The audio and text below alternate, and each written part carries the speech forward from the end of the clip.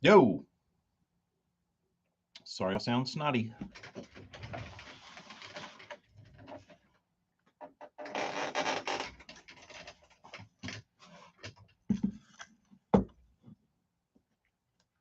Doug, what's up?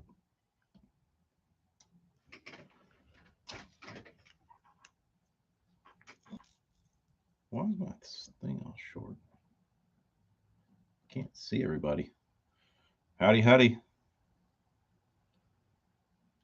So I did indeed catch the shit.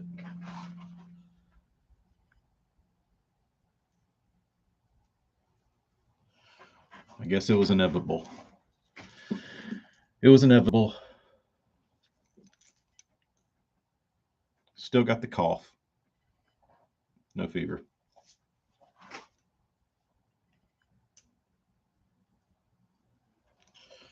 Laid out for 2 days. Actually,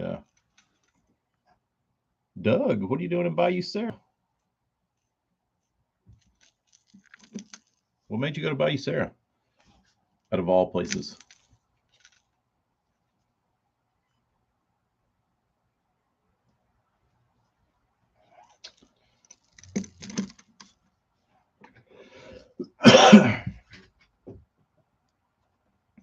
Pigstone. Hope you catch him, Hella. Travis, I'm hanging on. It wasn't, I didn't, it's funny. I was telling somebody this morning, I was telling Eric, I think, that it's like my body knew that it needed to like push. And so Amy had it first, and then the bean got it, and then the baby got it kind of same time the bean did. So they didn't have any symptoms. Like they just had a fever for like a day. And so when Amy was sick, she just kind of hung out by herself, and I took care of the kids. And then a couple of days went by where she was okay, and then the kids got sick, and then I had to kind of look after the kids and look after her, and then dude, it had been like I don't know, like 7 days since she had like brought it home, and I still hadn't gotten sick. But like once everybody got well to the point where they like weren't feeling as bad, that was when I think my body was like, all right, you can give up. Like it's your turn. And then I got sick. So,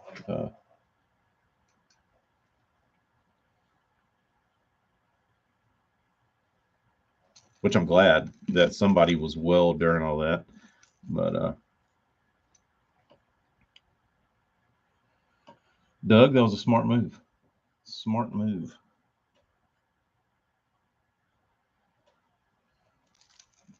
I actually had a record day in Bayou Sarah one day. I launched at the free ramp, and for whatever reason, I just started fishing around the seawall at the old Winters, and I was throwing a black buzzbait, and I probably had five, nine, 10, 12. I probably had 15 pounds of four fish. Uh, I had a five, a four, and two threes. It was a pretty good day for just like dicking around at Winters. Still trying, Marty. Still trying. Thanks, Jay.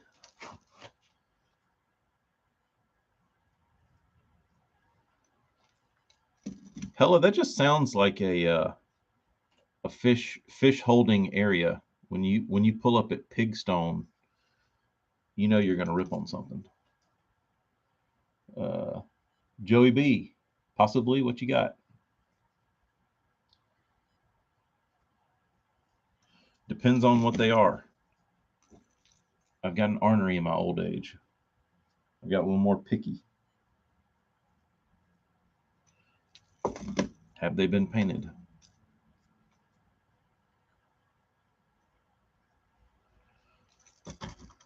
I was able to paint today. Blanks, yes, I love blanks. Are they the trout ones? Because I can say they have one of the trout looking blanks today, the long ones, and a 3-piece trout and a gill. I can deal with that. I will say I hate the damn trouts, and I'll tell you why. And if I were, uh, which I do build baits, and I would never build a bait like this because they're annoying as shit to paint.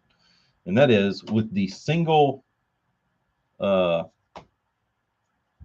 the single screw that connects the tail section to the front section. It's just rather than a double pin, it's a single. Uh, the way I hold baits to paint them is I hang them from a hook and I hold them from the bottom. So uh, when I paint one of those, because it wiggles everywhere, you can never get it to like pull straight. Because if you pull it straight down, it cocks up or it cocks to the back, and if you try and turn it, it like turns into itself because there's so much slack in it. Uh, and I've got one out there right now, and I really, really infuriates me because I need one of those stupid ass helping hands, you know, that they sell at Harbor Freight that have like all the little alligator clips on it. You almost need one of those to paint it because it moves so much. But they might swim good, but from a painting aspect, it's a horrible design. Uh,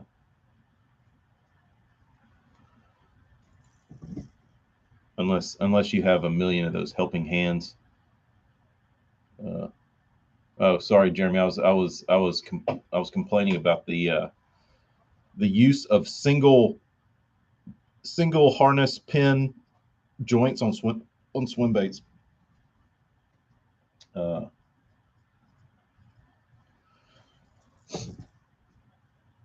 about how they act when you try and paint them.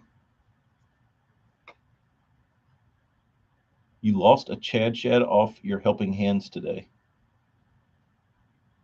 How'd that happen, AJ? Like it jumped off?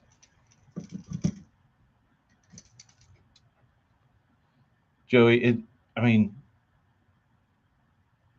it is. You just, I mean, it's like trying to like grab something when like your hands are slick and it keeps like slipping out of your fingers. It's like every time you try to turn the bait and it like touches itself. That's the real issue with it, is that if you're trying to spray wet paint on something and you go to turn it, the joint is going to hit itself and it's going to like rub your paint off or leave an indentation or something. Like there's no good way of moving it unless it's like stationary. Like if you put like a rubber band in the middle, but I hadn't done that since I like had no clue what I was doing. So uh,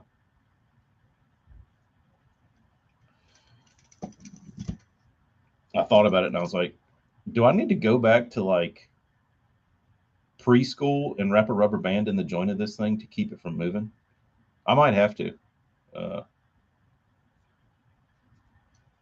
Jeremy, yeah, I caught the crud, the vid. So I haven't been coughing lately.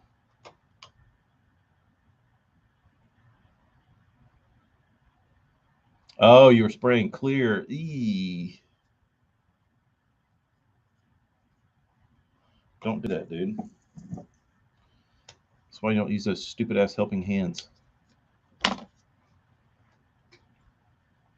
I might have to go the rubber band route. I don't want to because I feel like it's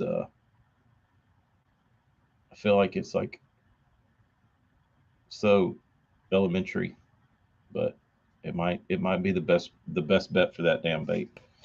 And it's going to leave a mark in the middle, and I don't like that. Like it's going to leave a mark in the like a hard line in the joint. Uh, Maybe I could just get by.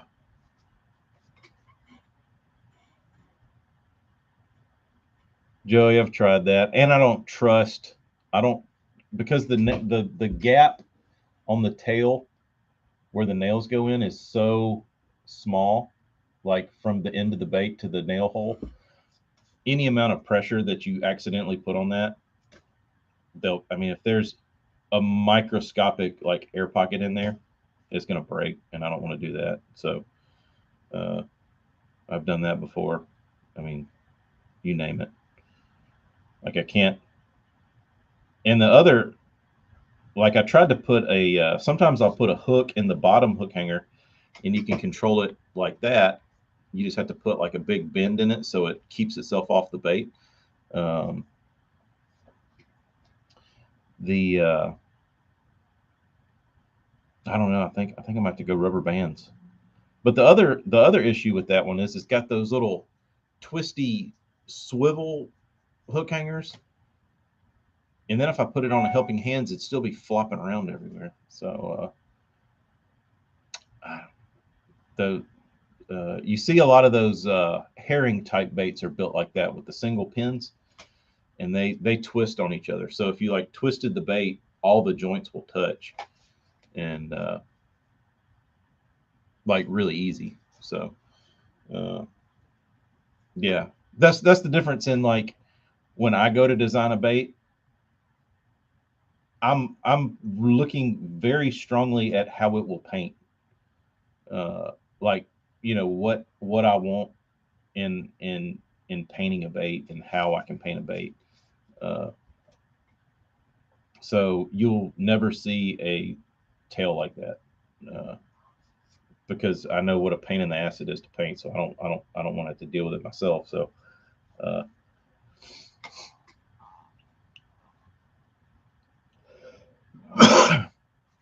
AJ, get rid of those stupid helping hands, bro.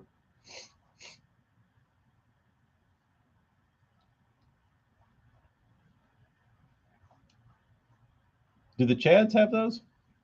They don't have a single thing, do they? You got two, but they do. Do they have the moving things?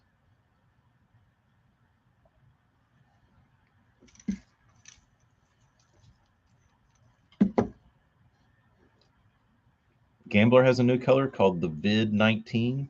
What color is it?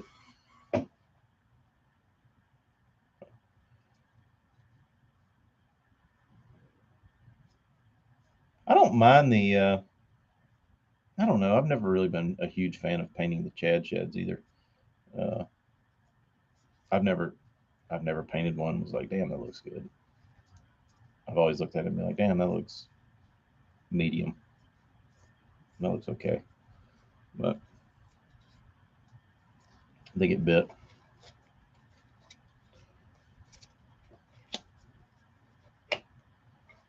AJ, you been on the Brotherhood lately? What kind of garbage are they?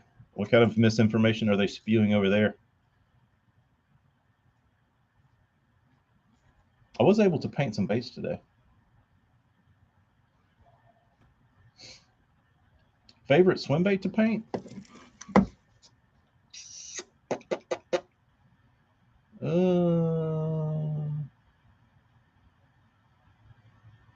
hmm. I'm trying to think. Not a Hinkle. I don't enjoy painting Hinkles because they're hard to hold. There's nowhere to like grab them by, and they have the moving hook hangers. I'm trying to think. BGCs. I don't care to paint the shads because of the scales. Uh, I mm, 316s are fun because the scales aren't so deep that you can't see details on them, uh, and they look badass. So I enjoy painting 316s. I painted a bunch of those. I've avoided the warranties on many a 316. Uh, what else? Let's see. I really enjoy painting mine, honestly, just because, like I said, I built it to be able to paint, so that helps. I'm trying to think. The BGC Gill's fun to paint because I've never had one break. Like, you can hold them; they don't move around too bad. Uh, they're flat, like the sides are flat. They're easy to like. You can show any amount of detail on them. Paperweights are nice. I like painting the paperweights because they're smooth sided and they show up good. Um, I don't particularly care for the Psycho Gills because the head takes up most of the front section of the bait, so you've got to your paint lays out weird. You know what I mean? Because you've got one little sliver where it needs to be like body color, or like especially for gills, you have like one mark, like a little small like bluegill bar right there behind the ear, and then like the rest of the body, it like it breaks up weird. Um, uh, I could, yeah, workhorse. I've really enjoyed painting all the workhorses I painted. Those all turned out good. Um, what else?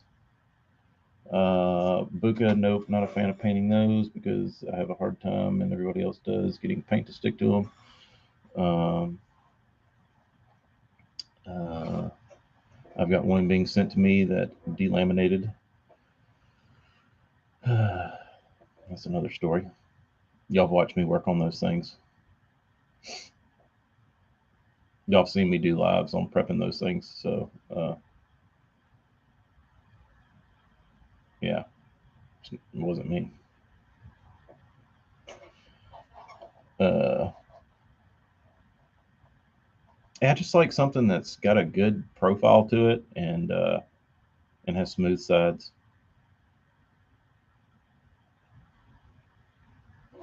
Because you need to, like, when you're prepping a bait,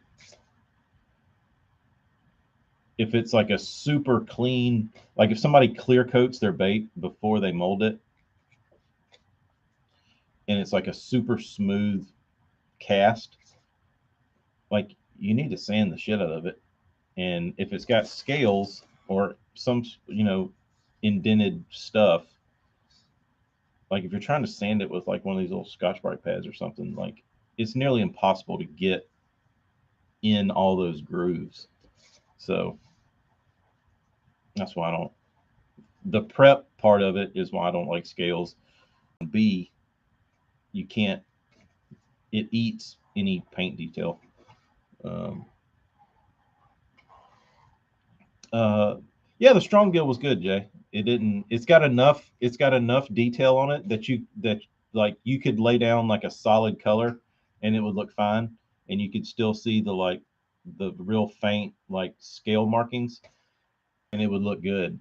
But you can also lay paint over that and hide those. So that like a strong gill's got the almost the like happy medium to where you could leave the markings alone and you could still see them, or you could paint over them and your paint would still show up. So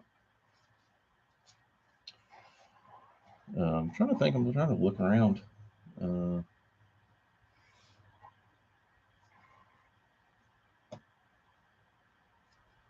TKs are okay. Like the DRT stuff is okay to paint. Uh, Trying to think. It's just like I don't know. There's a handful. Like I've painted a friggin' million BGCs, and it's just like the shads. And to me, it's almost a waste of time when you start like going into these like real hardcore scaled paint jobs because you really never can see the separation. Uh,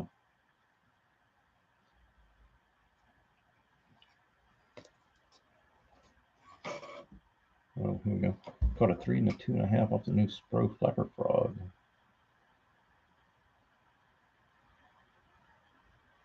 The hyper shads, yeah, they're smooth. I don't particularly care for the look, like the overall look of them. Uh, but they hold paint nice. I just don't like. I don't care for the look of the bait personally. Nate, I'm doing all right.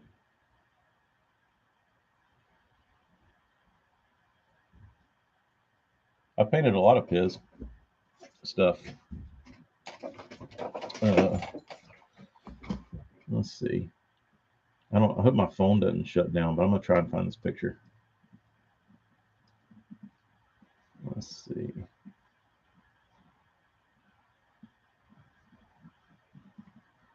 Let's see.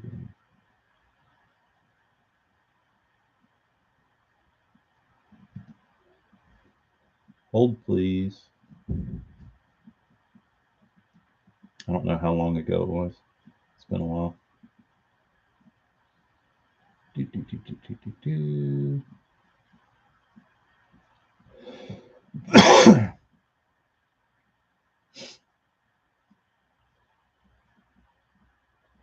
Do, do, do, do, do.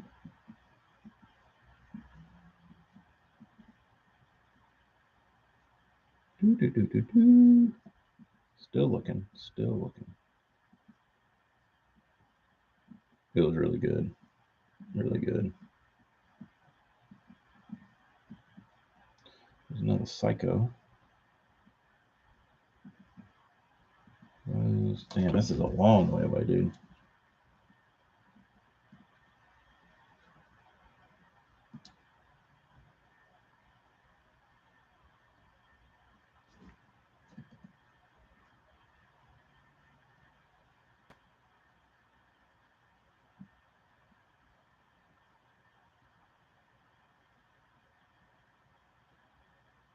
Tato.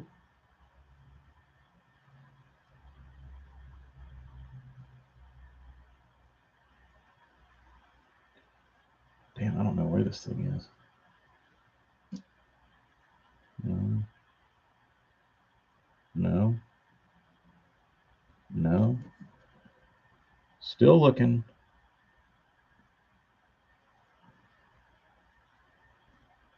Can y'all talk?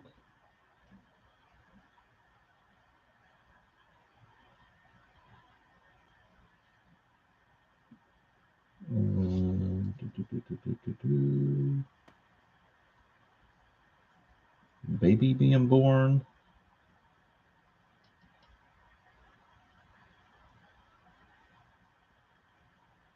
I'm about to have to say screw it. Christmas.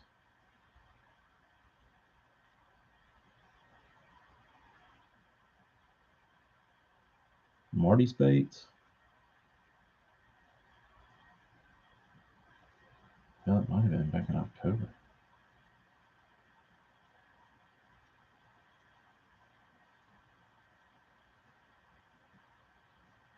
DRT.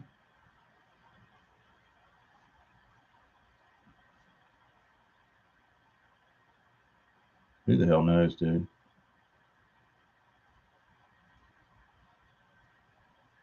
Who the hell knows? It's on my Instagram.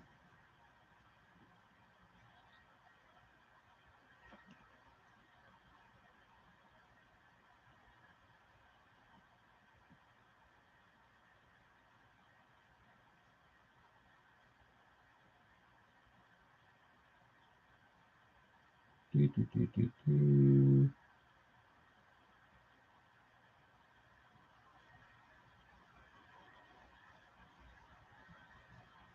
There's your strong gill, Jay. Halloween.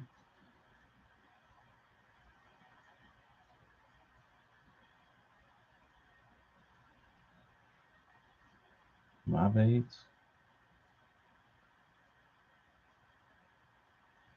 My first run of Bates.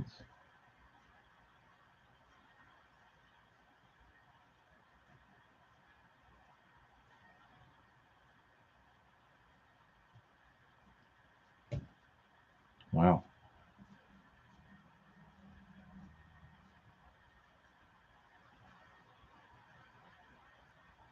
got to be getting somewhere.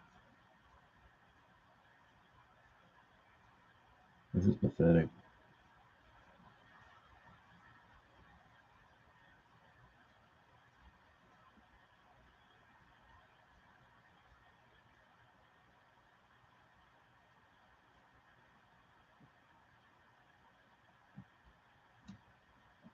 This isn't it, but oh, it won't load.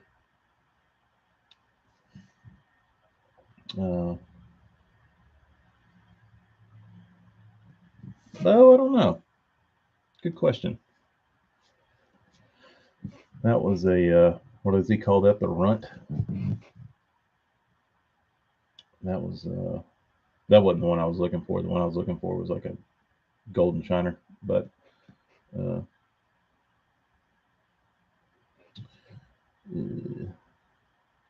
on, I missed some comments.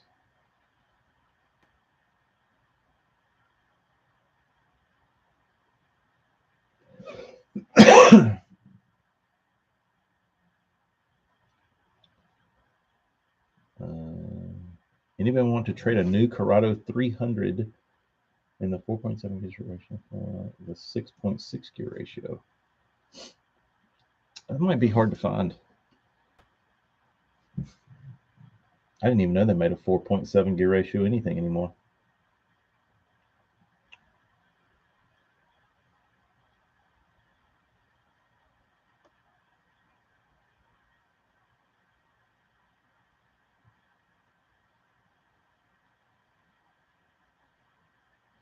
So who's the good dude? Golden or Golden Belt?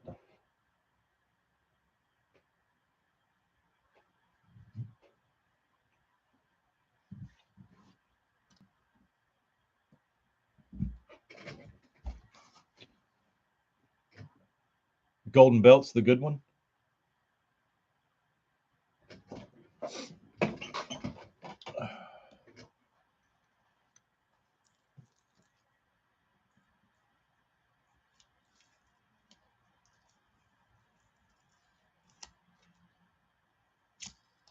Oops.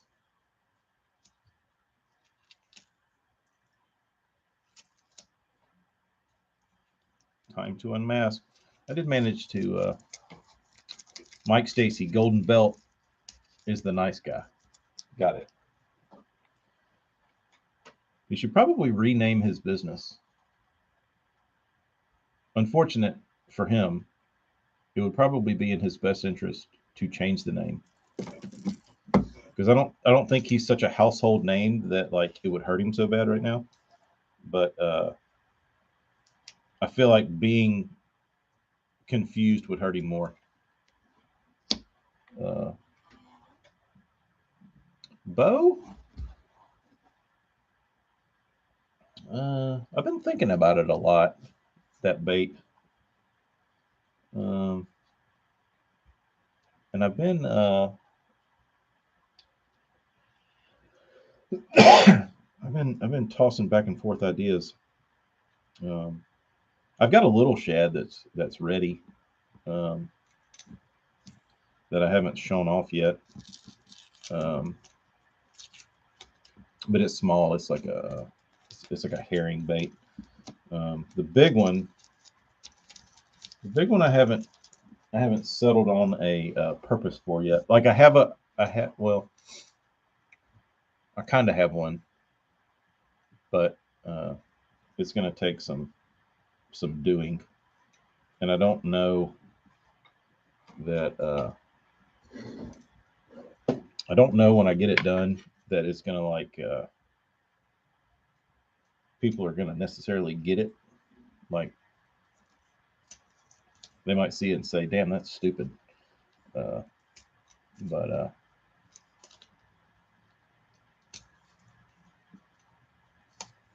it's going to be it's a lot harder to make the bait do what I want it to do than you would ever think possible.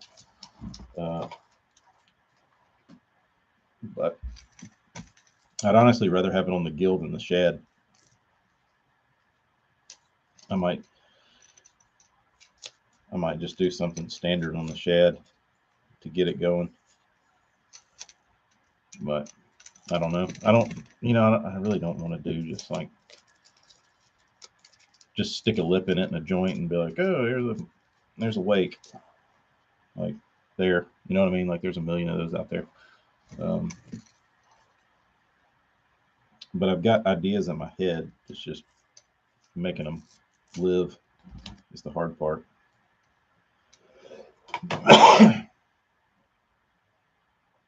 So, Nate, they're coming. They are coming. I gotta get. I'll probably do it this weekend because I don't think there's like my dad's been here at the shop, and I've been trying to stay away from him. So all my molding stuff, like where I would mold a bait and all my materials and stuff, is back there where he hangs out. And I don't really want to go like fingering around that stuff and start like mold baits and contaminate his air.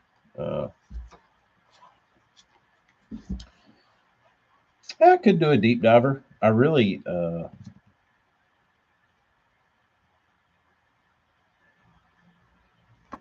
don't know. See, the thing about a deep diver is I wouldn't like. It's not something that I would throw. Like I don't live anywhere where I would throw like a deep diver, so it would kind of be counterintuitive of me to be like, oh, here's this badass deep diver that I'll never fish.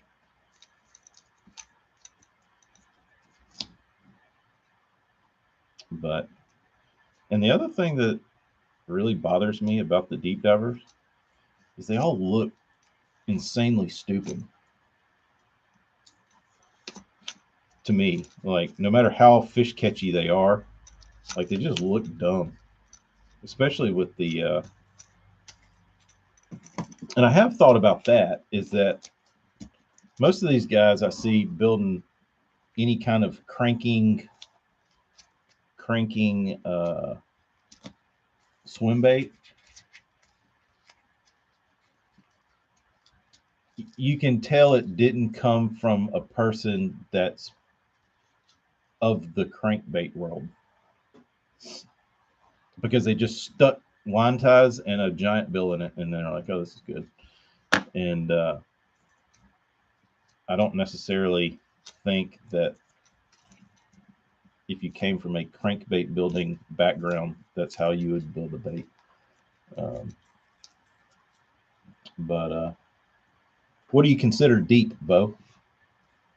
Because I could probably get behind like a 10-foot diver.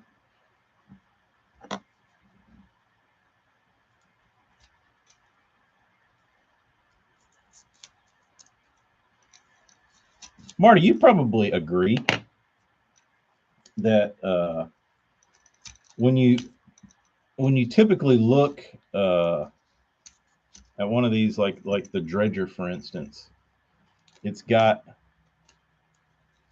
the line tie in the nose, and the bill is like 7 inches long. And just looking at it, from what I know about dicking with crankbaits, I would say never in a million years will that not flounder or roll or blow out or something.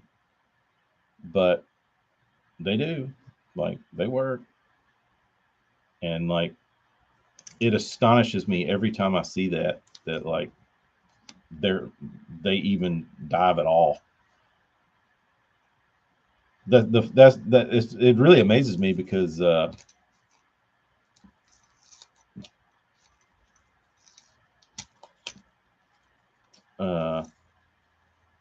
because I would have never even tried it like a fool, um,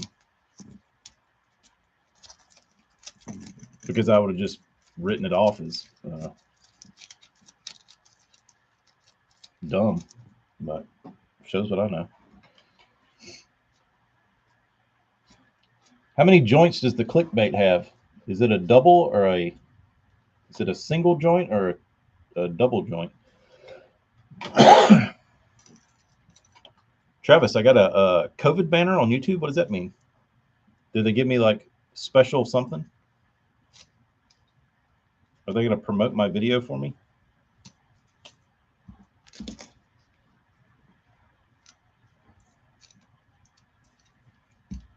Yeah, I like the circuit board lips myself. I would prefer that. I don't know how durable that would be on such a heavy big bait. You would have to get some. I don't think you'd have to have some pretty heavy Garolite, but I don't know. There's a 2 and a 3.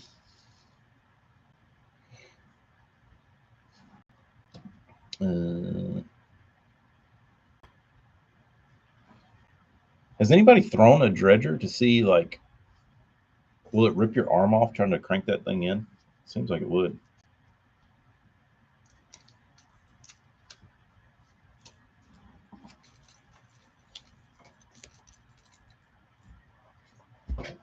Kyle, I'm not bad.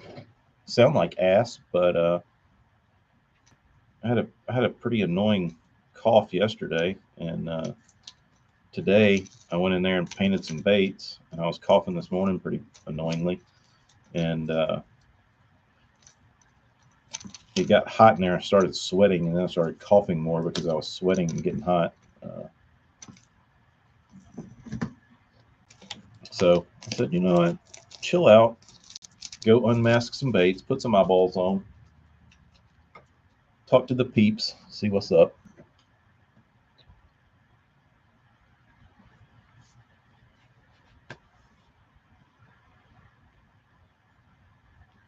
Bo, you're on the Tennessee River, right?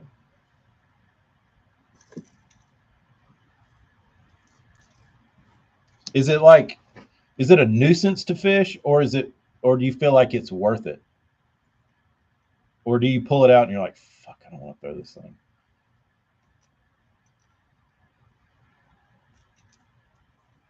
AJ, it wasn't as bad as I think the first time I had the vid, which was before anybody knew what the vid was. So I guess it would have been like 2020, January 2020. We went to Austin for a wedding, and I got sick. And Amy got sick, and I had a cough for like, I felt like ass and had a cough for like 2 months. And then like March rolls around, and they're like, "Oh, there's this COVID shit going around." And I was like, "Yeah, I think I already had that."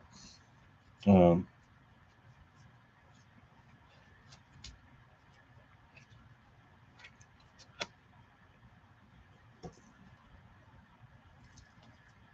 but that's when I literally couldn't stop coughing. It was like continuous.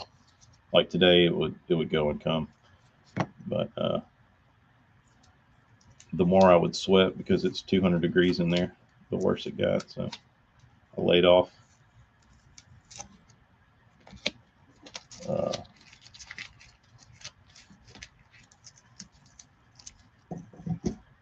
what's amazing is how deep those baits will get. Like the dredger, what does that thing get down to? Like 18, 20 feet? Like that's a lot of bait to get to that depth. With a lot of bait. Bo, what ratio reel would you use on that? Because I know like a high speed reel on like a 6XD can be annoying. 17.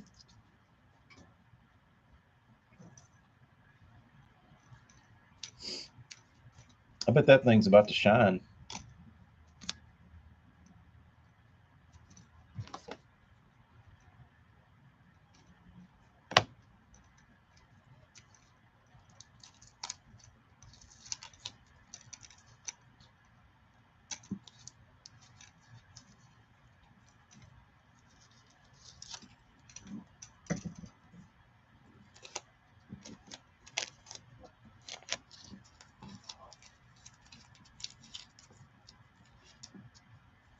AJ, how did the pheasant hunt treat you? Or did you miss everything because you were like wiping snot out of your face and tears out of your eyes and coughing the whole time?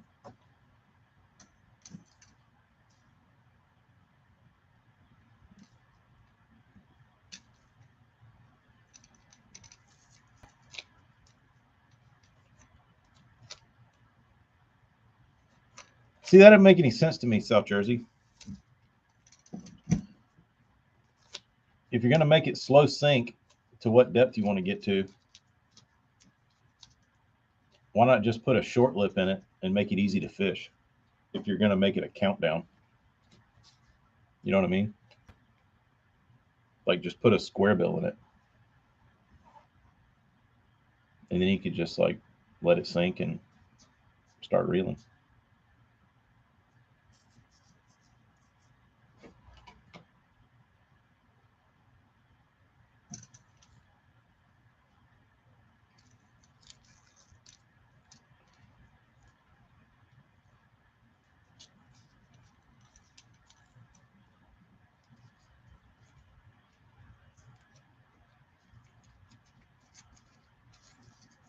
AJ, the pheasant tastes good. That's just, I mean, there might be more to that. That's just how my brain works. South Jersey.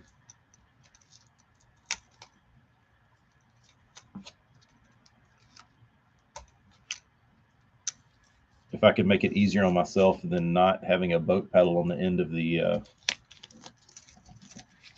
my bait, then why not? Like the only thing buoyancy does for you is allows you to get your bait back and like makes it come through cover easier. But if you're not worried about that, like a sinking bait doesn't matter. Uh, like if you're like Tennessee River stuff, uh, like if you're just trying to get to the bottom,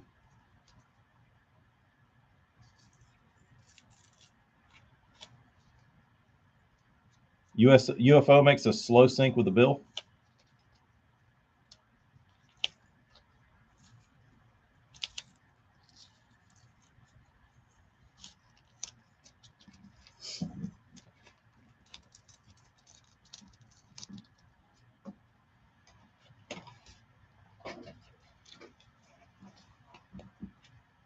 I mean, that's the thing about any crankbait. Like for the most part, you make it sink, it's still gonna wobble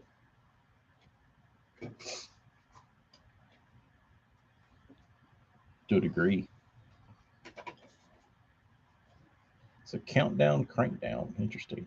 I think at this point, people are just like trying to do anything and everything just to like fill some sort of gap that nobody's filled yet. Like to be the first at it, so they can be like, "Oh yeah, I did that. I did that." And there's so many people doing it. It's like, oh, my iPhone storage is full. It's like I'll have to delete some stuff. But you know what I mean?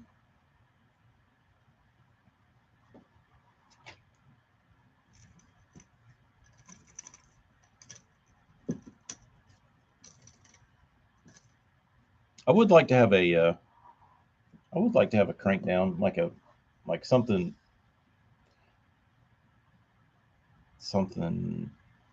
I don't know in the 7 8 foot 10 foot range that I could crank.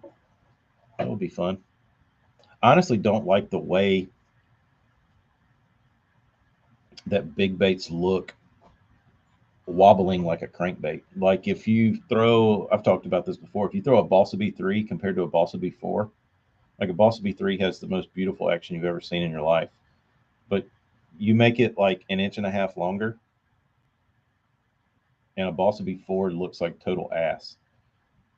And I've never been a huge fan of that action in a big bait. Can y'all hear me? My microphone's flashing. I don't know what's going on with this thing. Volume went out. Can you hear me? What is going on with this audio? Hmm.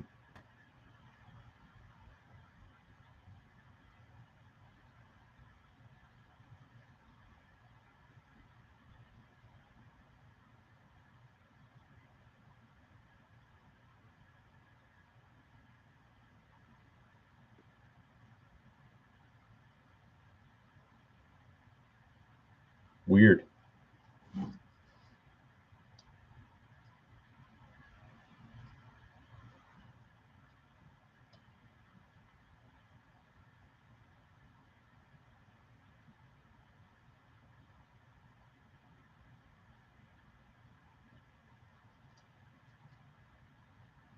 Instagram's giving me troubles. South Jersey, I don't know what's up with that. I'm just closing that one down. It said my phone memory was low, and then the microphone started flashing and killing my audio. Pretty terrible. So YouTube wins again. YouTube wins again. I just need to get my people from Instagram to come over here.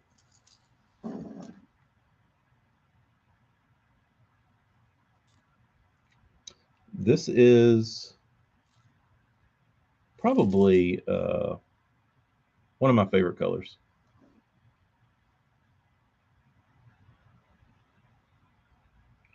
I call it Prism Shed. And then I realized that everybody has a Prism Shed, so I was like, that's a dumb name. I need to rename it. But originally, this was Prism Shed. Like I said, back before I knew every place on the planet had a Prism Shed. So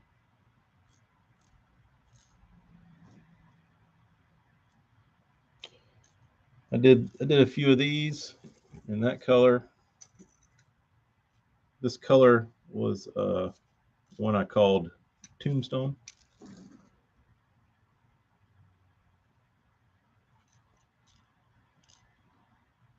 And that joker will catch one.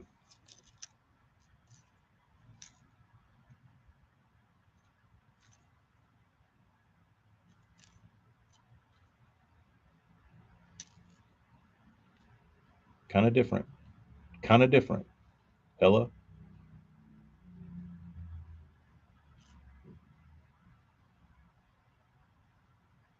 Probably one of my top 3 favorite movies of all time. I don't know if there's ever been a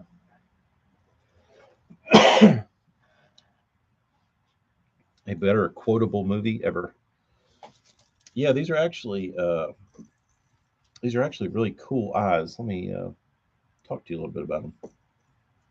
So they're called, I don't know what they're called, but they're like a chameleon eye. And what they do is they reflect the colors in the bait. So because this bait has red in it, they will reflect that because they don't have a back. So there's no backer. So on the inside of the blank is clear, but you're getting this red shining through. So that's when you see like the red show. That's from the inside of the bait. So you get all these other colors like the greens and the blues and stuff. Um, but they tend to reflect colors that are on the bait, which is pretty sweet. I don't use them a whole lot, but I like them in certain instances. And here's like here's just like it's like a citrus shad, but it's more it's kind of Tennessee shadish. It's got like a gold scale. If I can get it to, can't see it. Scales are gold. They don't look like it, but they're gold. Over a powder blue with like a goldy green blue eye.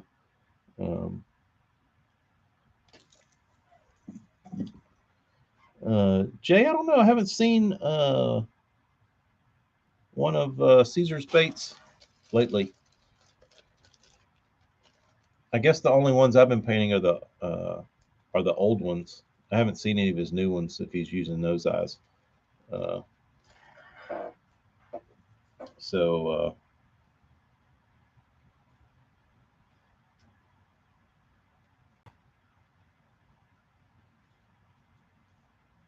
but he may be. I don't know. They're pretty cool though. They're pretty cool. I like them.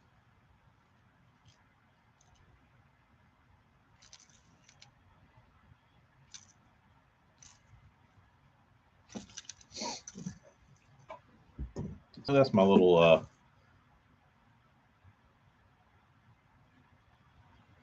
I'm trying to think back in my memory bank of that bait, Jay.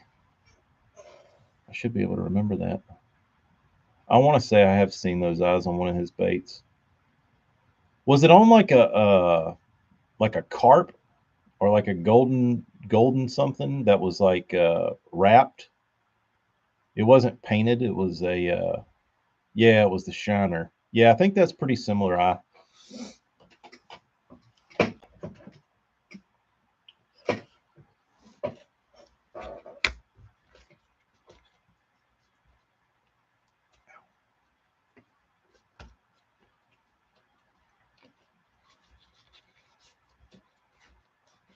South Jersey, you got one of those Wake Walkers. Doesn't he have weird colored eyes though? I mean, weird shaped eyes. I guess he had his all his eyes manufactured for him.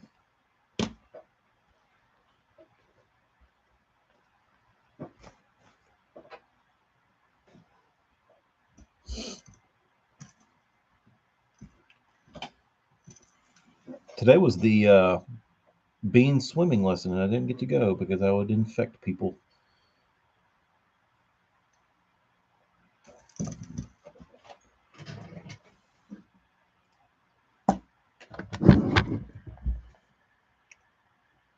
Oh, we'll be getting some T-shirts done next week. The wife is back to work after a month hiatus.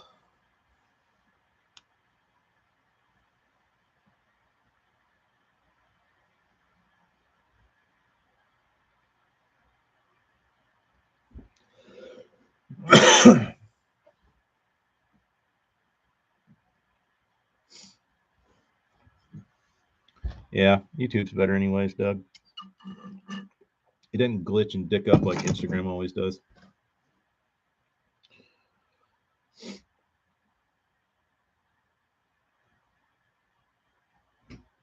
There's still a few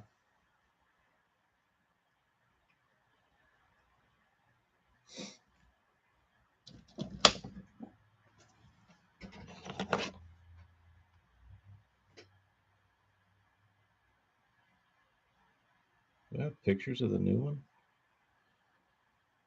I told you I did another skull. I wasn't planning on doing a skull, but I did.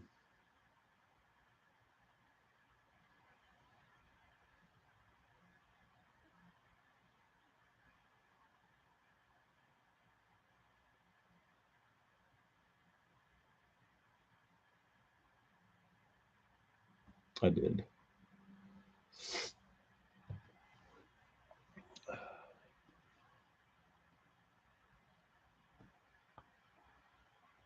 This fighter at Boji?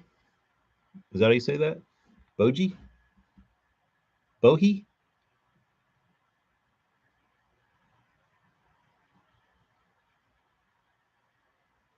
Battle Wing. Dude, everybody's using the Golden State colors, companies. Okaboji. How do I know that? AJ, were you just talking about that joint? Was that the Rapala place?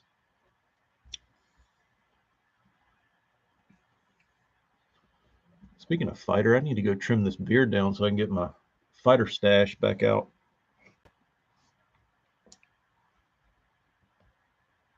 The Berkeley joint, yeah.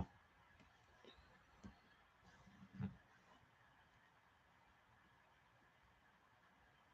wish I could show y'all videos. Oh, do we have anybody have a Minn Kota Fortrex that they've worked on?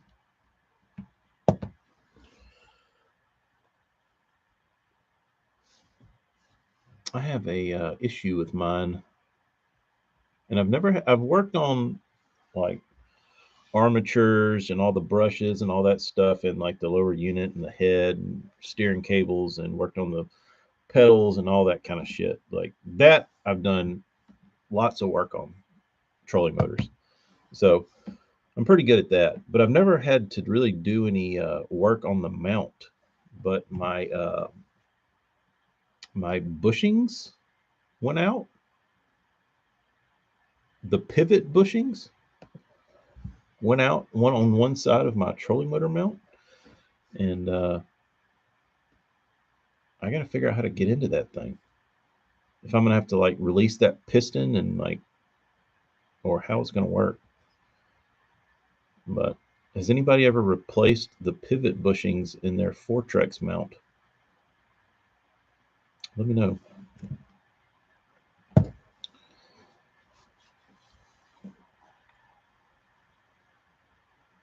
Hopefully it's not too terrible. There's not too many moving parts in that damn mount, so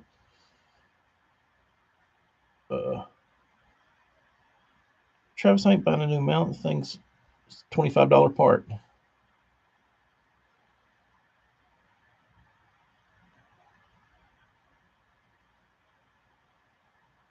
Jay, you probably should have.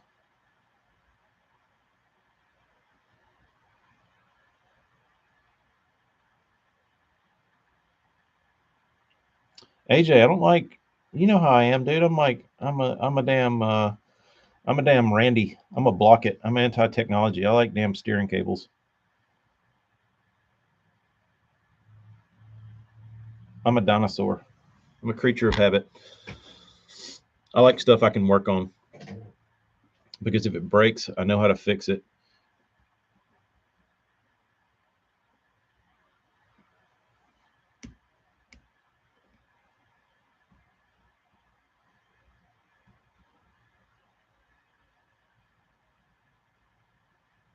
How does an Ultrex have cable? Has cable steering? I thought the whole point of the Ultrex was that it was digital. Like the whole foot pedal was digital. That might actually change my mind about an Ultrex. I will say I don't. I've used an Ultrex a lot, and I don't like the delay. Power assisted cables. Interesting. That was my only beef with an Ultrex. Was that like, say you get hung, and you're like going up to the bank, and you're going to make like a quick pass, and you're gonna like go up to really shallow water and get your bait undone, and then you're gonna like zip around. Anytime I did that in the same manner I would have done like with my Fortrex or Motor Guide or whatever, anytime I did that with an Ultrex, like that little delay always like got me stuck or like I hit something. Like it was never fast enough. And it's just like a split second, but like if I'd hit it, like that time it took it to like wind up bothered me.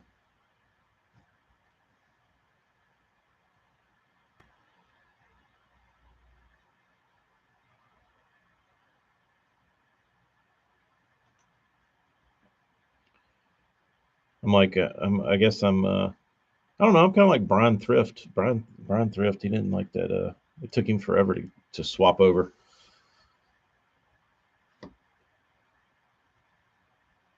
I hated motor guides. I had motor guides for years. I burnt those things up like crazy. I think I burned up 6 motor guides in a year,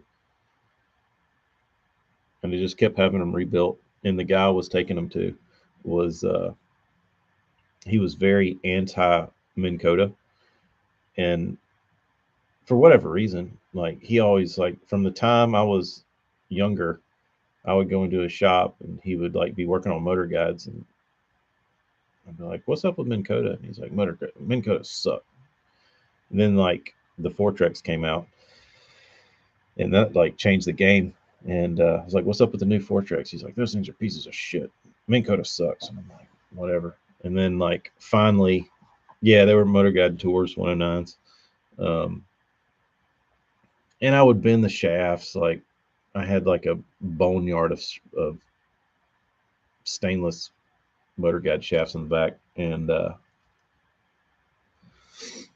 finally I was like, I'm not listening to this dude. Like I've been hearing such good things about these Fortrexes. Like it can't be worse than this piece of shit motor guide I've had rebuilt like 50 million times. And so his answer to me was his answer to me was because I kept telling him what pieces of shit motor guides were. And he's like, "No, these things are good motors." I'm like, "No, they're not. I've been in here way too much." And he's like, you run this thing on 10 a lot? I'm like, yeah, all the time. And he's like, that's what's burning them up. I'm like, what do you mean? He's like, don't run it on 10, run it on 8. I'm like, well, why is there a 10 if 10 burns them up? He's like, I don't know. You're getting them too hot. You're burning them up. You shouldn't run them on 10. I'm like, that's the dumbest thing I've ever heard. Uh, so it's like I want to run it on 10. I was like, I don't want to run it on 8. Like, I need something I can run on 10. And because it's not like I'm always going down the bank, but like, if I'm fishing in a big flat and there's like a piece of wood over here, and then like a couple 100 yards away, there's like another piece of wood, like, hella, have fun, dude. Like, I don't want to have to, like, I don't want to crank my big motor and run over there because it's a little more disturbing. I'd rather just put it on 10 and zip over there. So I bought a Fortrex, and my Fortrex has been great. I've had to replace one set of bushings and an armature, but that's not so bad for like 5-6 years of use. My Fortrex is, I think my Fortrex is the first one, the first year that it was they came out with the 112s. I don't know what year that was. Probably old.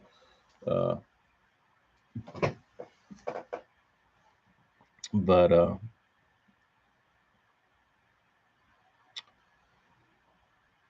yeah, I don't, Travis, that's my thing, dude. I don't like stuff that's like delicate at all.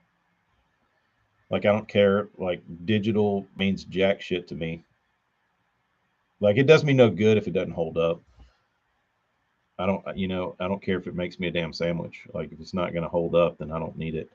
So, and I can work on a Fortrex and I can like get parts for it, and you know, it's fine by me. It doesn't, like, I don't, it doesn't hurt me having one.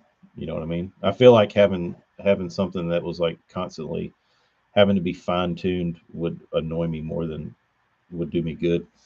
But uh, I don't know.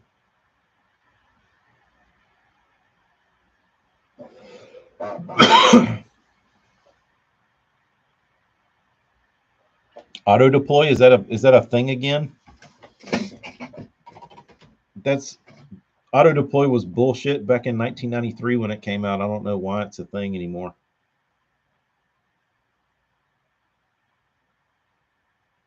Like,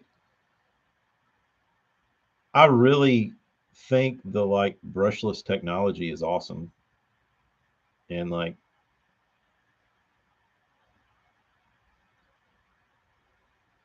I the concept behind it is great, uh, compared to like all the other bullshit that's in mine. Um, like, when I heard about it, and I was like, dude, that's going to change the game. But they've all got their issues.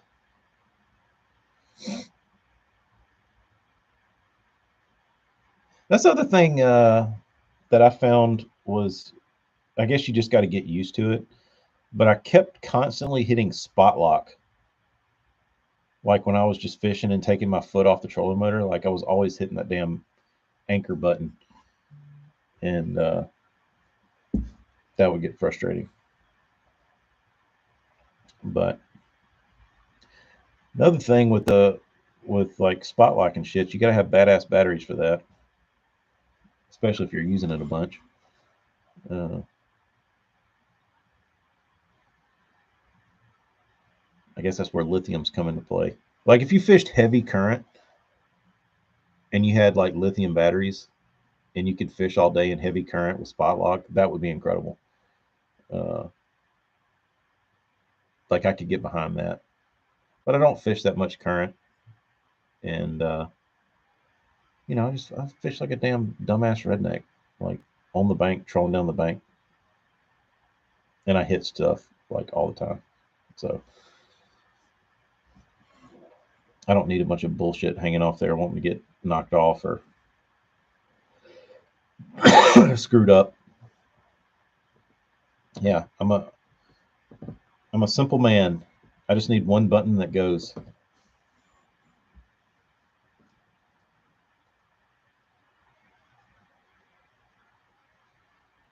South Jersey. Uh, I haven't. My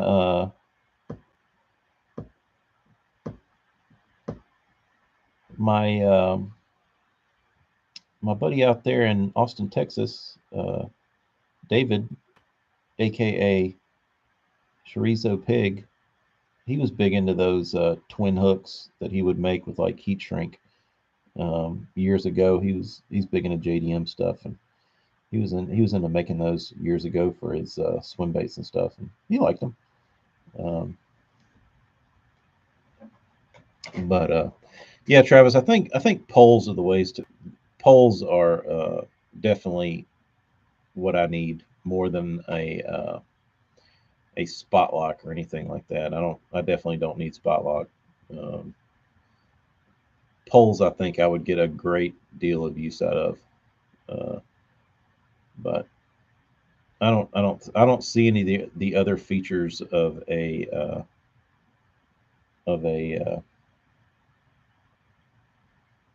like a Ghost or whatever any of the other brushless motors are.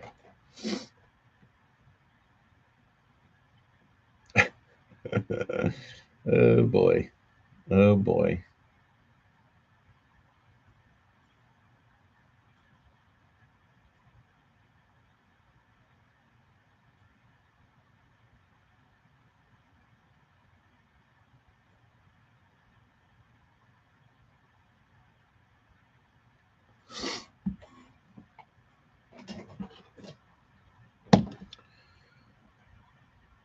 I'll tell you my next project is I'm gonna wet sand my boat after I get this trolling motor fixed.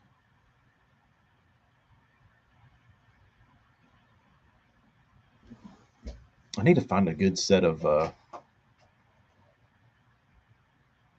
I think I could get by with 8 foot poles. I don't think I even need 10 foot poles. Instead of 8 foot blades, that'd be good. You gotta. I don't know, Travis. I've got a buddy of mine that says he's got all the stuff. He's like, his buddy is a does that shit for a living, like restores gel coat. And he asked him, I guess, what's the best thing to use, and he went out and bought all the stuff. And he's like, if you need to wet sand and polish and buff and wax your boat, he's like, I got all the stuff. You can use you can use it. So I don't know what he's got. I was reading about somebody talking about ceramic coating their boats. Tamiya's good paint, Jay. Good paint.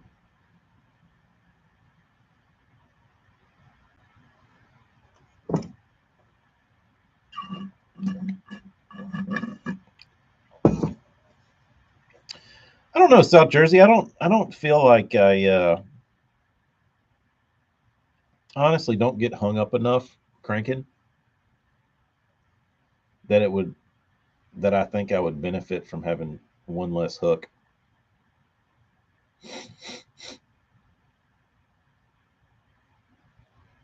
Honestly, I don't see where like I like having the extra hook just for shits and grins. Who makes the Raptors? Is that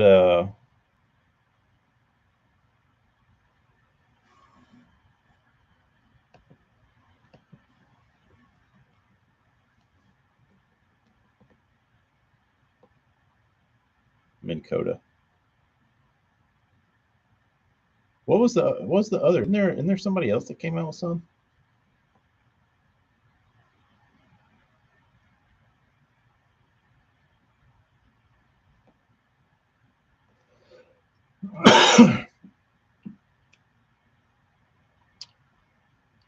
Do the Raptors work like the power poles? Do they extend?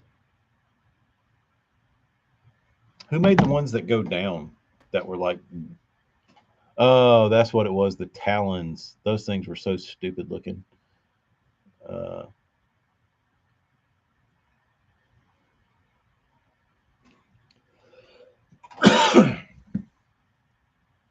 so they've done away completely with the talons.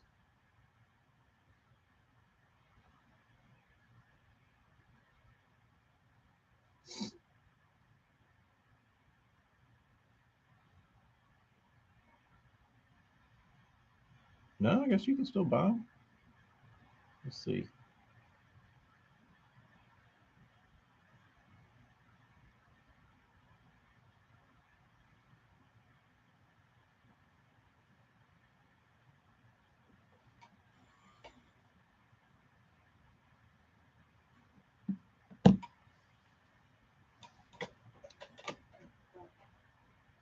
That was they used water to set the anchor. That's interesting.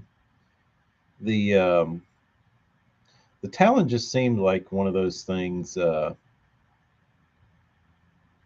like when everything's encapsulated, like it's harder to work on. Whereas like a power pole, you can get to everything and you can like change stuff and fix stuff.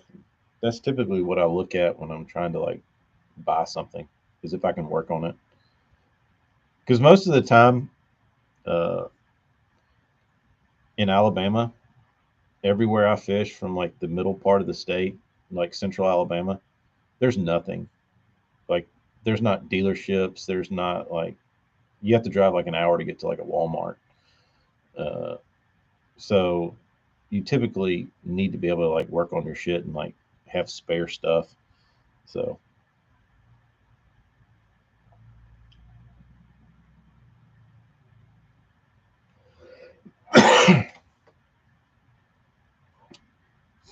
you never had a you never had something like get stuck in the pole and like keep it from coming out. I would think that would happen a ton with those damn talons. Like you get like grass or a stick stuck up in there and they'd like get jammed up. That's good to know.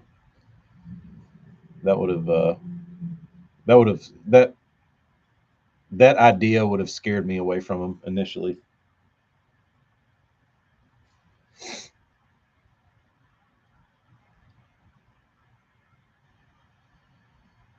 Yeah, you fish that clean sandy Kansas water.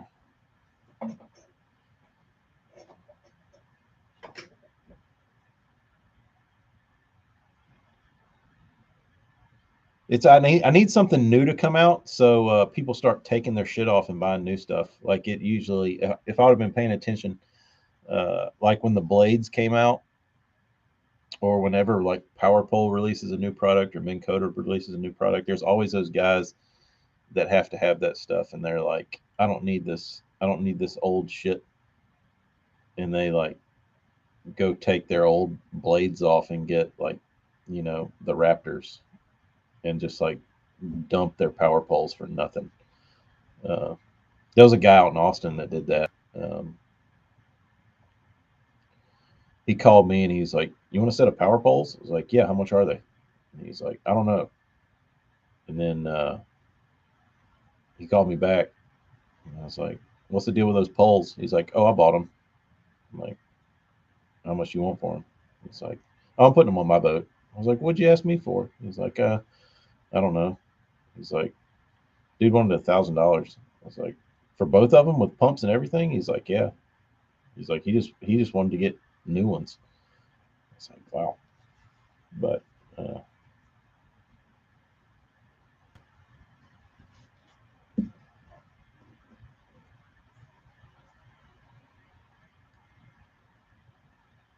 yeah, Jay, I've seen that little one that goes like straight down. That would be good for my little John boat back there.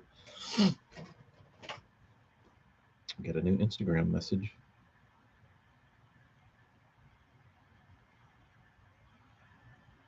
Uh oh. Uh oh.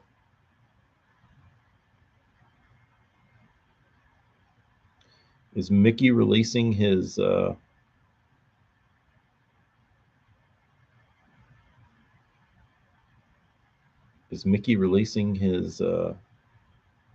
blade bait again? Has he redone it? That would be nice. I'd buy one of those. Have y'all seen that?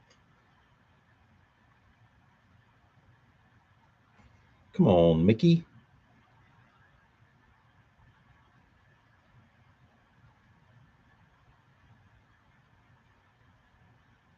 I'm not seeing any. Don't see them.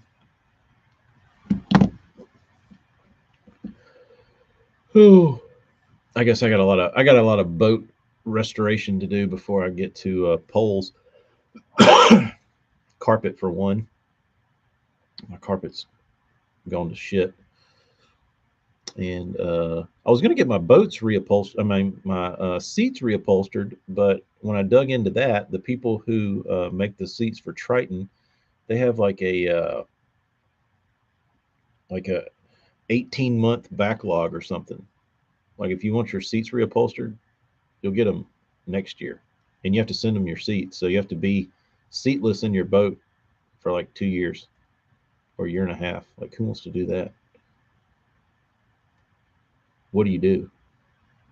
Just run around with raggedy ass looking seats, or take your seats out and like sit on the floor? I don't know the answer to that. That's what I'm saying, Travis. Like, how do you expect? Like, what you would think? You would think. Like, why couldn't they just give you a number? And when you're like approaching, when they're like working through their number system, they like call you and say, "Hey, you know, if you send us your seats now, we can have them ready in a month." You send them, you get your seats worked on, and then you're good. But ow,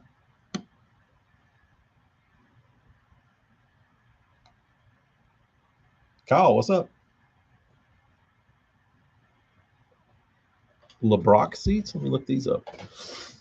Hell, I looked for seats for my dad's boat, and all the seats are hard to come by. LeBrock boot seats.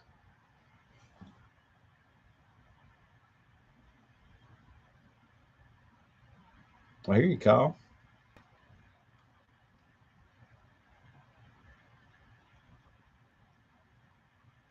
Temperance.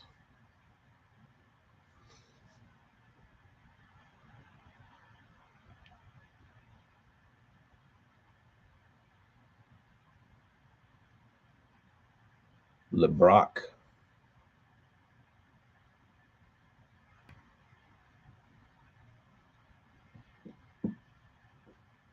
Bass boat seats. They have a lot.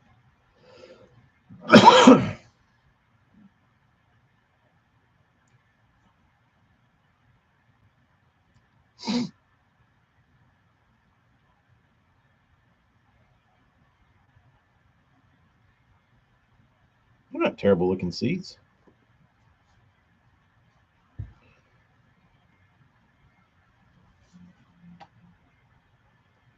Um, Travis, we do have local upholstery places, but I don't trust any of them that would do it right. Um, I know that if I sent them to somebody local, I would be disappointed. So rather than waste my time and money, I would rather just sit on a damn bucket and drive my boat around for a year and have the people in Tennessee do it, than take it to these clowns over here and let somebody around here try and do it. Um, because the people that built them, they've got all this, everything will be just as stock. Uh, they uh, they got all the stickers that go on them, and all that shit. They've been doing the. I've seen where you can get them like updated to like from my version to like get the quilted fabric. That looks nice. I don't know that I would go that route, but I would maybe change the color on my seats. But do y'all cringe when people step on your seats? Like that was like I don't have a lot of pet peeves or like rules of my boat. Like you can pretty much do whatever you want, smoke cigarettes and dip and throw shit on the floor and whatever. Like I don't care. Dirty shoes doesn't matter. The only thing I don't like is when somebody steps on the seats, like to go to the back of the boat.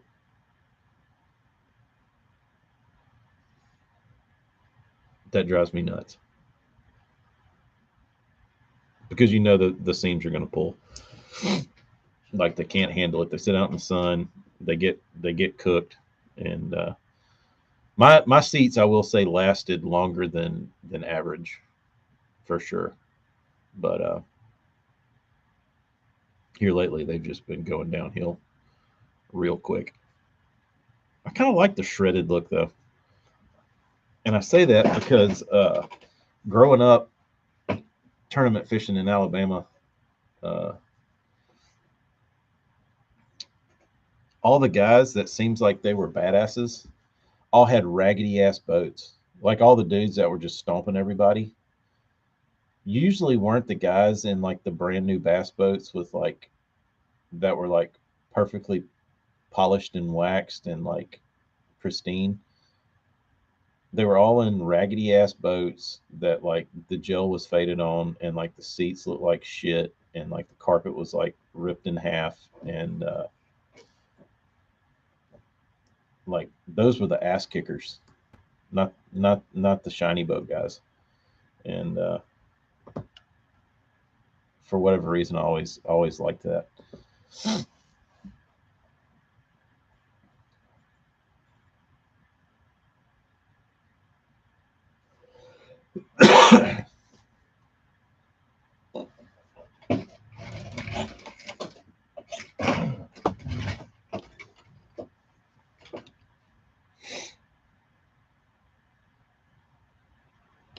Jay, that's because you're a gentleman and you like think about other people's shit as if it was your own. But there's a lot of people that step on seats and don't think twice about it.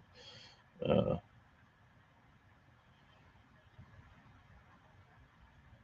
and I'm sure your boaters appreciate that. And if they don't, they're dicks.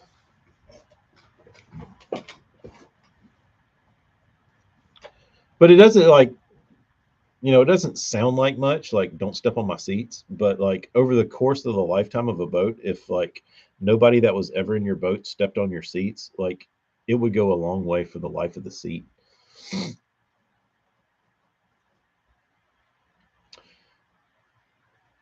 Travis, I think that's the moral of the story is that when all these other dickheads are out there polishing the boat, oh, Johnny Ray's out there spanking that ass on the river. And then he gets home and does his business and he goes back to work. And then, like, yeah, he didn't have time. He didn't have time to rub on his boat. He just goes out there and beats ass and parks it. And that's how that's what I love about just like old just like country badass sticks is they can go park their damn boat in the shed and like not fish a tournament for like 2 years and then like plug the batteries in and knock the damn dirt daubers off the damn pee hole of the motor and like go dump it in the lake and still go beat ass. And those are always the guys that I had a great appreciation for that would just show up and you're like, oh, I haven't seen him in a while, and he still drops like 18. He may not win, but like still catches them. You know what I mean? I guess wonder if I'm becoming that person that just doesn't do shit to their boat, looks like shit, and just shows up and catches them.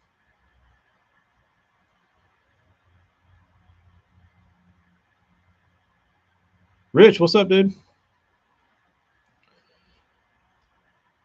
South Jersey, never been in a bass boat. It's a fun experience.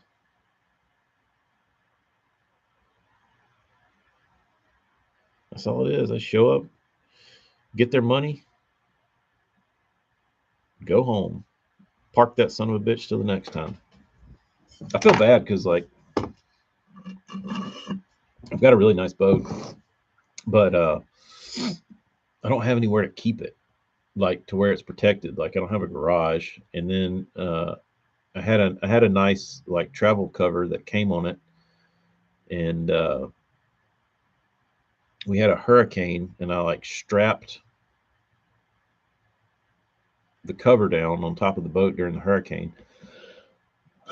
Well, I come back after the storm and looked at the boat, and the boat I parked it out here behind the shop, like in the middle of the yard, to where there was like no way a tree could fall on it, or like nothing could happen to it because it was like in the middle of open. And I guess the winds were so strong it got up underneath the cover and like ripped all the seams. So now I have big giant like holes in the cover that are ripped. So my cover doesn't really do much good anymore. Um, and it never fit. Like when the cover for my boat was made, um, Fortrexes weren't a thing, and the Fortrex sits up higher on the motor. I mean, on the boat, so the cover never fit with the Fortrex. It fit with a old time motor guide or whatever. But so I really need to get a cover that accommodates a Fortrex. Uh, South Jersey, I would definitely do a co-angler thing. I wish I would have probably done more of it, not at a local level, at a professional level. Um, because I would have liked to have gone out there and like spent the day with some pros and see how they like, or like even like a BFL or something where you got to pay a little money, like to where the guy shouldn't be completely worthless. Um, but if I were recommending co-angling, I would say go as high end as you could, like maybe an open. If they got an open somewhere around you, go get in an open. Like those guys know what they're doing for the most part. You know, there's plenty of rich guys out there that just have money and time to fish, but most of those guys are good. Uh, we have a guy that fishes every tournament on the Harris chain he can get into with a 16-foot tracker, maybe a 90 horse. Takes him 2.5 hours to get to Beauclair, but he kicks ass. That's like Steve Kennedy back in the day. I think Steve Kennedy won like, I don't know, 2 or 3 BFLs out of a bass tracker, which a BFL is hard enough to win as it is, like back in those days.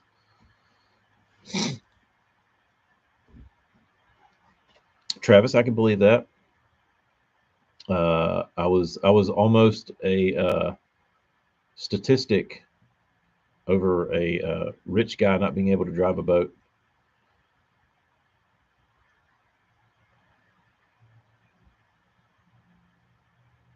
He bought a brand new Bass Cat, and he was like, "Can you help me drive this thing?" I was like, "Yeah." And it's hard, like if you've never driven like a padded bass boat that has chine walk to it, that like you know you have to drive. It's really hard to explain to somebody. Like you can explain it all you want, but like driving through a chine walk, you pretty much just have to get behind the wheel and do it a bunch. Uh, and I tried to like, I drove the boat and I was like, watch, like, so, I explained to him the motor's turning this way and it's torquing the boat. So you have to counter that with the wheel. So if the motor's spinning like this, or the prop and it's pulling your boat over, it's like you need to counter the wheel and right it. And which is how I understand it. I mean, that may be wrong, but I think that's what's happening. Uh, so, um, so I said, you feel the boat starting to chine, and you gotta drive through it. And it's not like, and people see guys like doing this, and they automatically think that's what you got to do. But you just got to feel it. You got to feel which way the boat's going. And you just got to ease into it and get it over, and then you just got to drive it. And Tritons are really bad about it, especially the early ones. So I tried to walk him through how to do it, and I was like, just get to the point at a slow speed where it starts to chine, and then like work from there. Like don't like redline it and like trying to start drive through it. I was like, uh, see if it'll chine at like 60, 65, something like that. And dude, we went out and we were on Lake Austin, and the dude hammers it. And we're in like a Pantera 2 with a 250 on it, like a new one. And those are fast. And he like hammers it, and he's like, we're like walking all over the place. And I'm like holding on for dear life. I'm like, oh my God, this guy's going to kill us. And he's like, I'm going to drive through it. And I'm like, no, you're not. Dude, this pontoon comes by, and he's like, what happened was the pontoon came out of the river, was coming down the river, and turned up into this pocket and like disappeared. Well, I'm still looking at the wake that we're like approaching from the boat that's nowhere to be seen. I don't know what this dude was looking at, but I'm like, surely he knows that there's a wake that came off of that pontoon up there that went into that creek. Apparently he never saw the boat, had no inkling of an idea that there was a wake coming, and he was like wide open, didn't know how to drive his boat with a pontoon wake like right on us. And finally I realized like he wasn't going to slow down. I told him, I was like, dude, stop. And he's like, huh? And we start like bouncing all over the place. And I was like, we have two options here. You're going to let me drive this boat, or you're going to never do that again. And like, dude, I'm sorry. It was really, really fucked up. But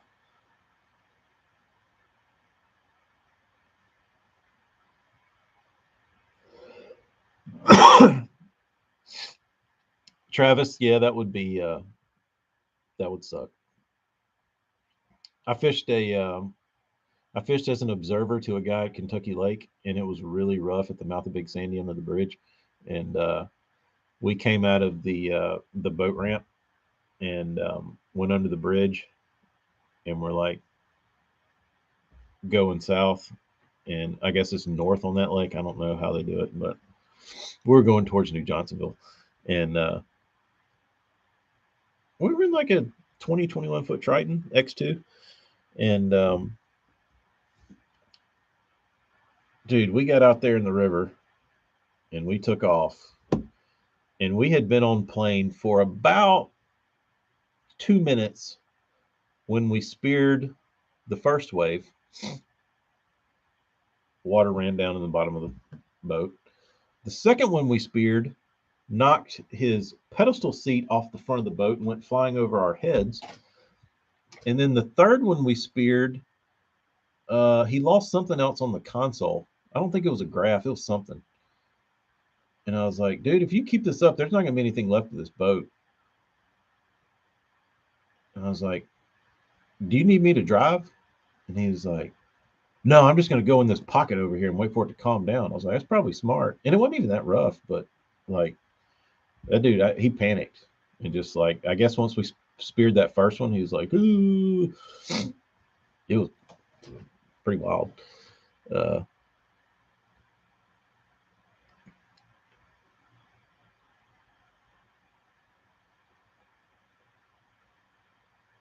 Kyle, that was a hell of a deal. What kind of boat is it? You said it's a duck boat?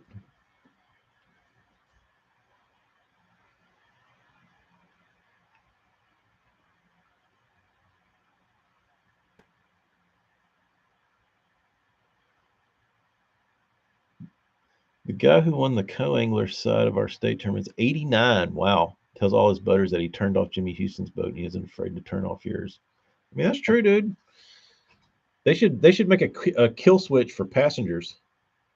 I've been in boats at times where you're like, this dude doesn't see this. Certainly like logs and shit, and like, there's a deadhead right there.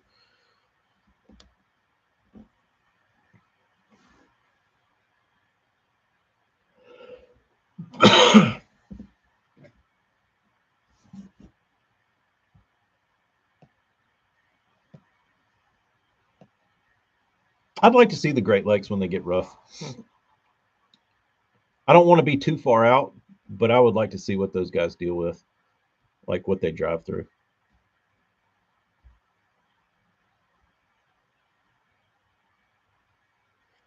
Yeah, I don't know. I don't know what it is, Jay. Without with guys not like I've seen so many guys not see wakes, and I don't get it. Like, what else are you looking at? Like, you have one job when you're driving a boat, and that's to like look at your surroundings and your water, and like look for shit in the water, look for wakes, look like people just zone out. I've never understood that, like how you don't see a boat wake. Like that's all I hardly ever look for. Oh, those Havocs are badass. Those are badass.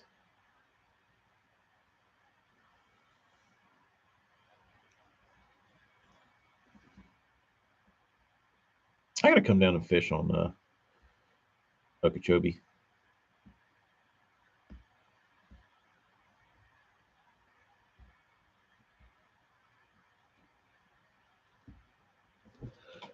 I'll have to find some of those videos, Travis. That sounds interesting because I know like our water down here typically doesn't get that rough. It can, but not Great Lakes rough. But we have the Gulf, and I've been in 8 footers in the Gulf in like a 25-foot center console. Um, but 8 footers and 25-foot center console is not a 20-foot bass boat. And I think about that, I'm like, what would I like? Could I run this in my boat? And I really don't. I got on Bass Talk Live and kind of asked what's his name, Frank. I asked him if that was like if they were the same waves, like an 8 footer in the Gulf. Is that the same as an 8 footer in the Great Lakes? And he said it wasn't. So um,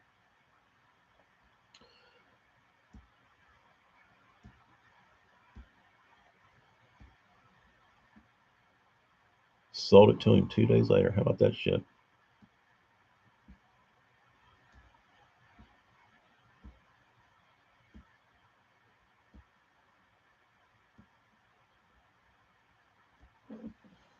5 6 foot's big anywhere. Gulf. I was watching like it amazes me when I get watch those like Bering Sea videos to where those like tanker boats are going through like 30-foot swells. Like I don't know how those guys do that shit.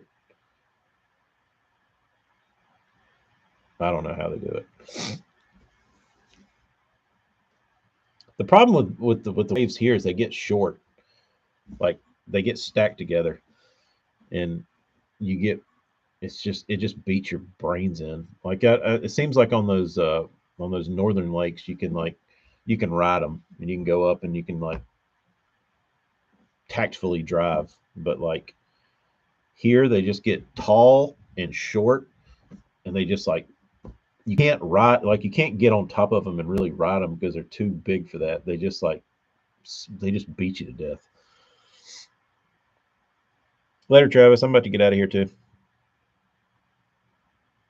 Bye. I would. That's one place I would never go, dude. That you couldn't pay me to go up there and get on one of those damn tankers. That's like a. I just feel like that's like just a death wish. But I like watching it. Like I like watching the boats be able to maneuver that shit. But anyway, all right. Be looking for these next week if you want one.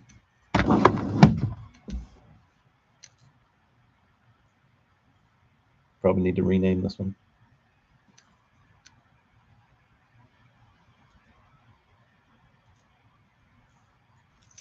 That one will catch you a bass. AJ, let's see what the most scared AJ's ever been. Was in Canada in a 16-foot line with a 25 horse and 4-footers 6 miles from the camp. No one's out there to help.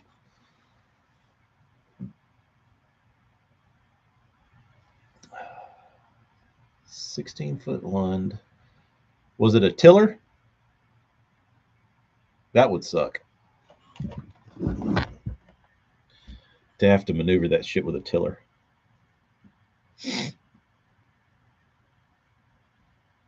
No, they're not all that color.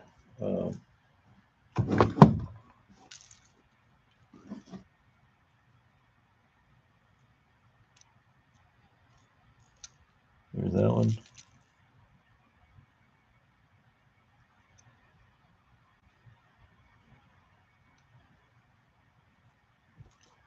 And a little chartreuse.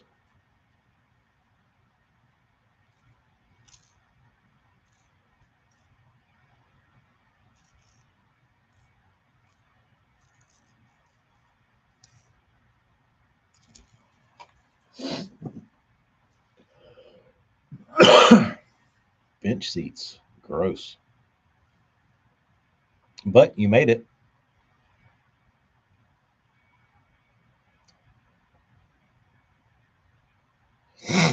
The that one's probably one of. Are you talking about that one? Or are you talking about the dead one? Are you talking about Tombstone?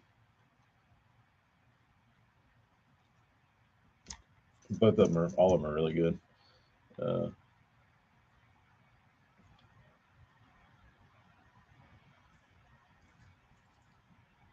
that one.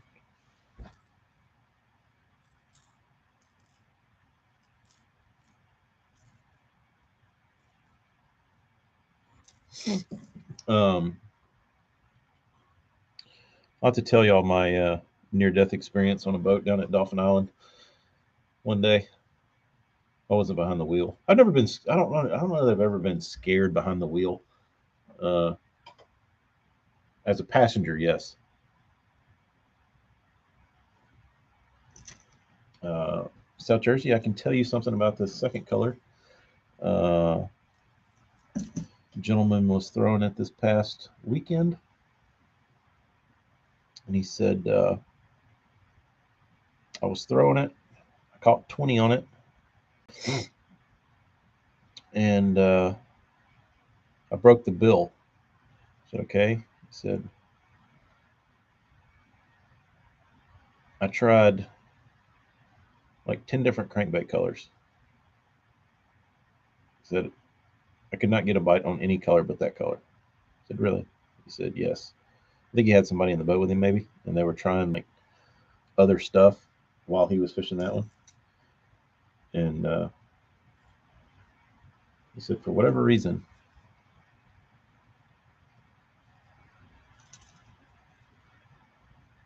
that was the only thing they'd bite.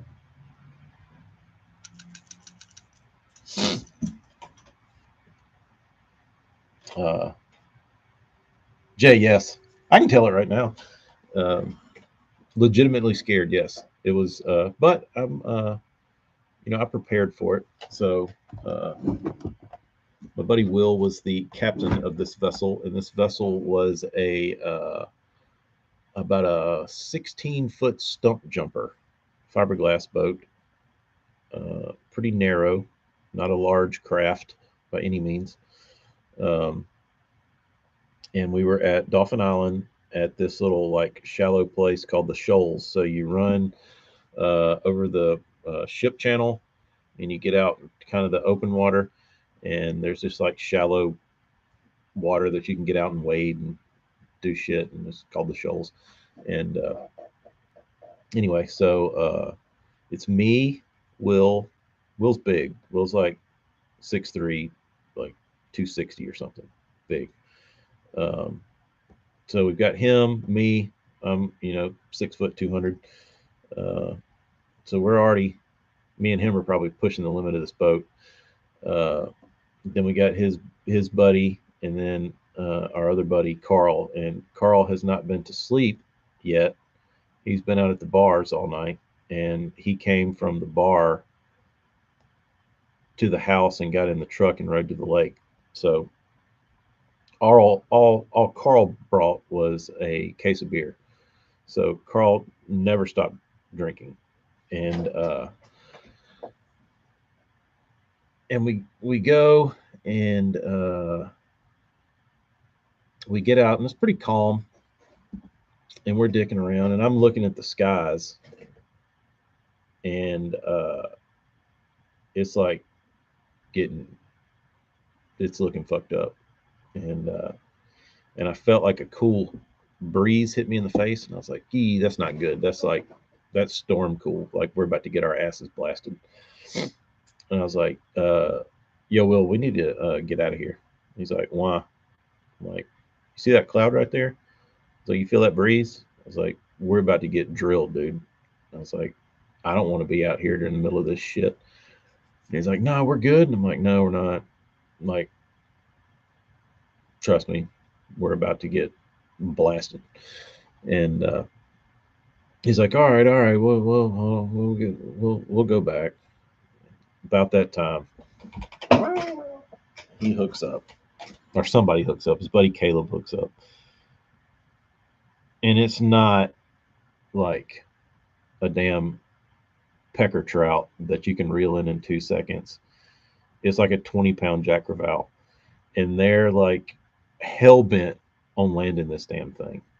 And they're like, "Dude, we got to get him in." And like every minute goes by, and I'm like staring at the like wall of like apocalyptic rain and storm that's like coming up, and I'm like, "Dude, this is so stupid." Like I can't steal the dude's boat and leave him out there. I just like have to sit there. And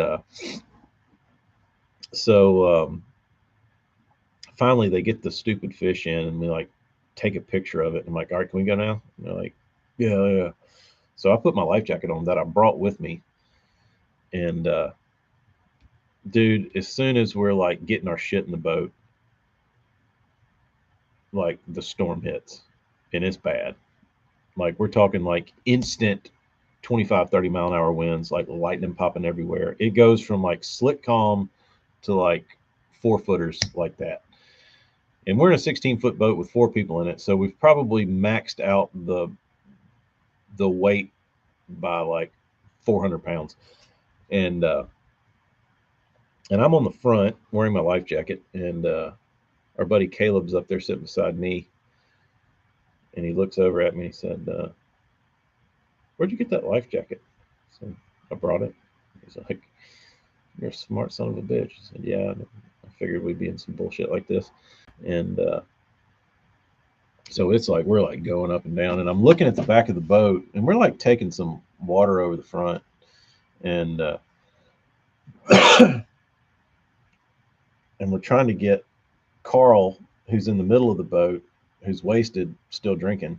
We're trying to get him to bail water out of the bottom of the boat, and he's like drinking and like taking like a little bitty cap full of water and like throwing it out while he's drinking. We're like, "Dude, you got to do better than that."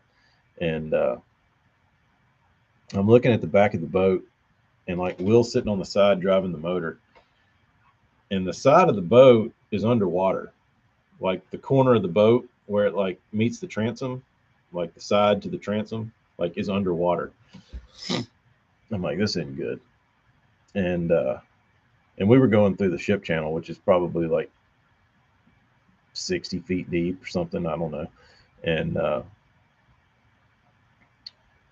I was like, I really don't want to sink out here in this damn ship channel.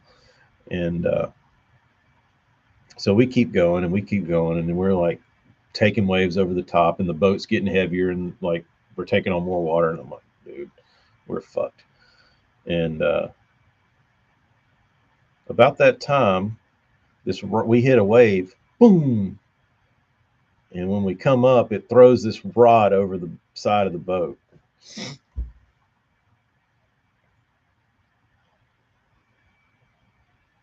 And it's Will's rod, the guy whose boat it is, who's driving. And I said, keep going. And he's like, no, I gotta get it. That's the croaker smoker. I'm like, dude, keep driving. You are an idiot if you go get that fucking reel. Wasn't even a nice combo. So, like I said, we're in a boat that's sinking in like 4-foot waves at least. And he's going to turn it in these waves. So at some point, you have to turn perpendicular to the waves, right? So, which is not smart. So I'm like, dude, do not do that. He does it. He turns that son of a bitch around and goes around. And, uh, dude, as soon as we get turned around, he grabs that rod. And when he cuts it back around, a wave hits the side of that boat and fills it up. I said, dude, we are swimming. Somehow, that boat stayed afloat enough to like get us in through all this bullshit. And like, we pulled up on this sandbar island thing and literally kissed the ground. Like, every one of us were like, holy shit, how did we make it through that? Like, that, it was a fucking miracle that that boat didn't sink. But I was scared. Yeah. I had prepared myself to swim and like sit out there and float and wait for the Coast Guard to come get us. Um, but like, the boat was full of water, like the bilge pump pumped for like an hour. Uh, like, all of our shit was floating. It was not fun, not fun. And we would have been fine had he not turned around to try to get that stupid ass rod and reel. But it had a big slip bobber on it, and that's what was floating it, so you could see it. So dumb, so dumb.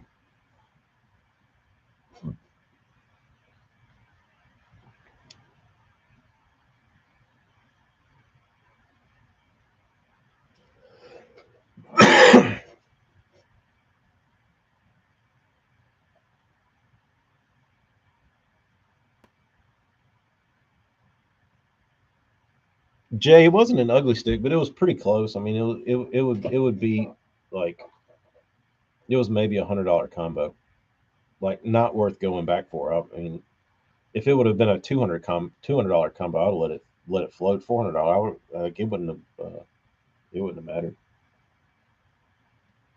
Kyle, what happened? Was that, did they have like, was it like really bad current or something?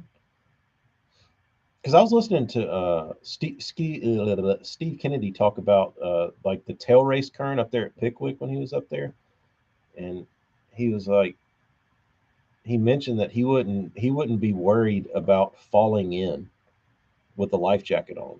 And like me, that would terrify me because I would think there would be such strong like undertow that it would pull you under. But he's like, no, you just float. And I was thinking to myself, I don't feel like you could just float through that. But he said you do. He said you could. Like, if you fell in at the Pickwick tail race, that you would just float and you'd be fine.